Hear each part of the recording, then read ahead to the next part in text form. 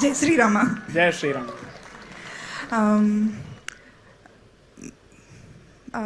I'm a person who believes that we have to uphold the Vedas if we want to,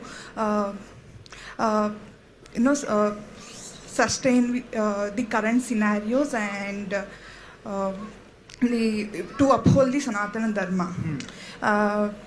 But my question is, in the current scenario, where we do not indulge in the Varna profession from which Varna we are coming in, and where I don't see any V1 group has any interest in learning Vedas, should that be open to learning Vedas? Very should good it question. be opening to everybody Very good who's question. interested, or it should be only hereditary? Okay. And also extending this question to intercaste marriage, where we will Right. talk about Pitru Devatas and Right, their right. alignment, everything. This is my question. Right. I'm a person who completely believe that we need to withhold Vedas. Right, right. And we have to uphold Gayatri Mantra that Understood. protects the Vedas. Understood. Yes. Yeah. This is my question, sir.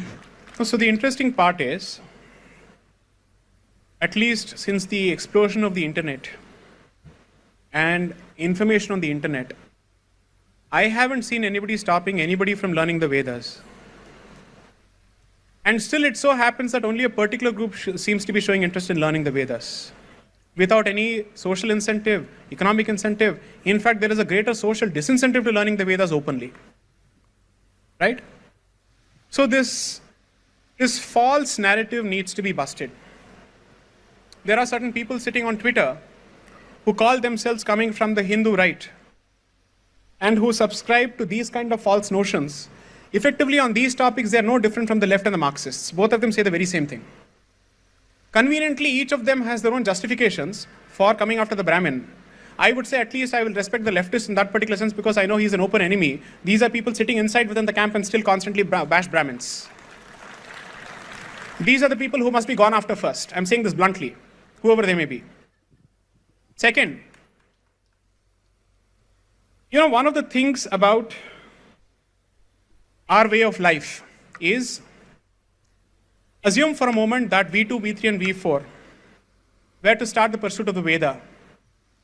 Are you really telling me that the Brahmin today has the political muscle or other muscle to stop them from doing so? No. No, they don't. At least hereditary Brahmins don't. Vaidika Brahmins are a micro minority. They don't, right? The argument to be made when it comes to this, and this is exactly what is different from us, let's say between us and others, is that we say, you disagree with a particular system. Don't change that institution, you set up a parallel universe. Okay? Arya Samaj, for all practical purposes, says, does and believes a lot of things which, let's say, Vaidika Brahmins may or may not agree with. I'm not passing a value judgment, I'm giving a statement of fact, right? Now, what do you ultimately leave it to? If you're able to find traction, and if you can convince people that you're the right way, go ahead, do it. You don't change me, you don't change my institution. So someone wants to do this, I'd say go set up temples, which are non-agamic in that particular sense. But those temples which are based on Shastras and Agamas cannot be interfered with because you cannot interfere with the Agama under any circumstances.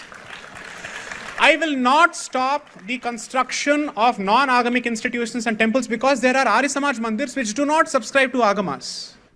You come to Punjab, you come to Delhi, there are, in fact, most weddings are Arya Samaji weddings, for God's sakes. Abhishek Bachchan married Aishwarya Rai in an Arya Samaji wedding. I wasn't invited, I know. But I'm telling you this.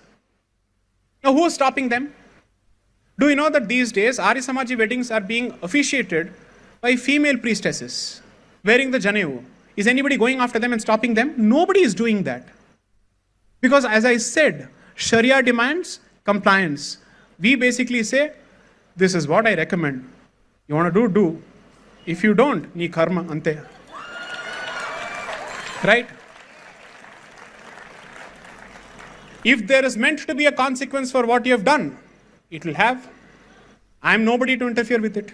I am only saying, Don't bring your reformist nonsense into my institution and ask me to divorce my allegiance to the Agama. That's all I'm asking for. Right? Now, frankly, after having interacted with the Vaidika community in several parts of the country, I am not hopeless. I have nothing but admiration for the circumstances and the conditions that they work in. Unbelievable. Someone I know very closely, 2 generations ago, were in secular professions under the guidance and instructions of Mahaparivar Sri Chandrasekhara Saraswati. They gave up the secular professions altogether. And they said, all of us will pursue the pursuit of Veda. We'll run a Goshala. We will educate ourselves in this so-called modern English education through open universities, so that the better part of our time is spent in mastering the Vedas. And I said this on a podcast recently. 8-year-old was teaching a 10-year-old, a 10-year-old was teaching a 13-year-old, a 13-year-old was being taught by a 15-year-old. This is how the hierarchy works there. And you know what they do? Despite the meager income that they make, they know that they'll need at least one person to carry this tradition forward. And therefore, they actually have a better TFR than educated Hindus, or let's say secularized English educated Hindus.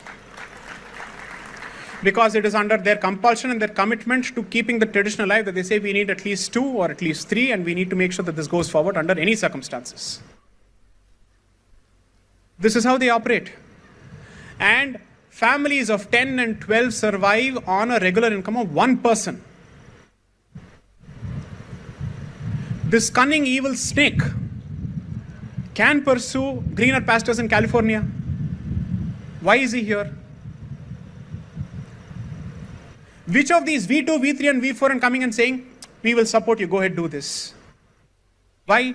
Even the anglicized Mylapore based V1, who is helping them? They are doing it on their own. Because they are living out the Gita in action. This is what I am expected to do, I will do, independent of success or failure, period.